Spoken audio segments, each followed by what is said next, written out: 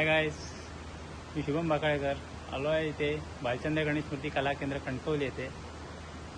इथे भव्य प्रदर्शन आयोजित केलं आहे व सुबक व आकर्षक मूर्त्या आहेत. शाडू मातीच्या आणि कागदी लगदा पी.ओ.पी हे खास तर जास्त करून कस्टमरच्या मागणीनुसार आणले जाते, पण जास्त तर यांचा मुख्य उद्देश हा शाडू माती आणि कागदी लगद्यावरती जास्त आहे. तर आपण सर्वत्र गणपती आता आपण बघूया व डायमंड वर्क पण इथे आपल्याला करून भेटले जाते. आता आपण पुढे गणपती बघूया.